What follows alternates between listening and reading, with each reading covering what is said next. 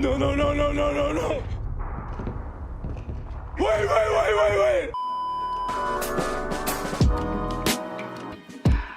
Hey guys, I hope you're all having a great day, and today's video is going to be all about the future meta of Apex, as based on what we see right now, it really seems like Respawn is trying to push Apex more and more towards teamwork instead of individual skill, which does cause some problems here and there, but we'll go over those later. First, let's talk about the main things which will be pushing Apex towards a more team-based game, even though it already is pretty team-based. So first up are the legends that we're going to be getting in the future, and by the looks of it, our Season 14 legend is definitely a team-based legend. So we'll quickly go over her abilities just so that everyone is on the same page here. Her passive is Sniper Kit, tactical info available in ADS unarmed or any long range scopes, and this includes information about the legend name, shield rarity, team size, and range. As for tactical, it's not super team based, it's similar to the crypto drone, except you can command where it's gonna go without having to enter any sort of interface, which is pretty interesting, but the main thing we want to focus on for this legend is the ultimate ability. The ultimate is Mark to Kill, a custom rifle which scans enemies and boosts damage for Vantage and her squad. Damage doubles for Vantage on successive shots, and teammates get 15% bonus on marked targets. I'll explain the successive shots thing later. The team bonus is what we want to focus on here. Her ultimate is very clearly a team-based ability, and a 15% bonus damage on marked targets is really insane. That will give you a massive advantage in gunfights, so you can definitely see how good coordination as well as team play can make this legend very powerful. All you need to do is mark the targets and boom, your team has a massive advantage. Of course, there's also skill involved in this gun. Damage doubles for Vantage on successive shots. Now her ultimate normally does 20 damage, but I'm guessing the way it works is if you hit multiple shots in a row on the same person, the damage will double every single time. Now at the moment it seems like her ultimate has maybe 3 or 4 bullets in total, so based on that the damage will go from 20 to 40 to 80 and then 160 as the maximum damage, which is pretty good considering the fact that the Kraber got nerfed this season. This is definitely a deadly ultimate if you can hit all your shots. So just like that, the legend alone is encouraging team play, but not only that, the massive rank change we got this season is another factor that moves towards that, and this is actually one of the major factors, and I'll quickly explain why that is. Most of you probably noticed that ranked is a lot harder this season. I know a lot of people are not very happy about that, but keep in mind Apex is trying to give rank a more ALGS sort of feel. Essentially, they're trying to give ranked gameplay a more competitive feel to it. This means that placement is very important. I'm hearing from some people that even bronze lobbies have a lot of squads towards the end game now, which is pretty insane if you think about it. So this is the part where we split this news into good and bad. We'll go over the good first, then we'll go over the bad news. The good news is that this heavily encourages coordination. It means that if you and your squad really do want to climb the ranks, you have to be very cooperative with one another, and you actually have to implement quite a bit of strategy in order to really climb those ranks. This makes ranked a whole lot harder, as even if you hot drop and get 10 kills, you're still going to be in negative RP, meaning ranked is more strategic. This also creates for very intense end circles, which in my opinion is honestly kind of a good thing. It's very exciting. There's a ton of action towards the end of the match. I'm honestly kind of happy about that change, but once again, this is a major change moving towards teamwork. Now here comes the downside. Most of the player base plays solo, and this is most likely why so many people are upset with the rank system this season. It's because they simply have no way to really play with a team, and so a lot of these changes that emphasize teamwork really do cause solo players to suffer. This is especially present when it comes to legend pick rates, and a perfect example of this is the legend Newcastle. His pick rate is decreasing quite dramatically, especially over the past few days, and the thing is, Newcastle isn't even that weak of a legend. It's just he's a very team-based legend. You really need to have a good team in order to fully utilize this character, and since most people do play solo, it's extremely difficult to make Newcastle very appealing to most of the player base. He's simply not that good if you're going solo, and the same thing can probably be said for Vantage. One of the major parts of her ultimate is to be able to work with your team in order to target certain people that are marked, but if you're playing solo and you're getting queued with randoms, the chances of you really working with them at that sort of level and coordinating with them at that sort of level probably isn't very realistic. But with all that info being said, I'll be ending the video here. Definitely let me know what you think about these changes. Do you agree with moving the game in a more team-based direction, or do you think Respawn should be doing more things to help out the portion of the player base that always plays solo? And of course, as always guys, stay safe, and I'll see ya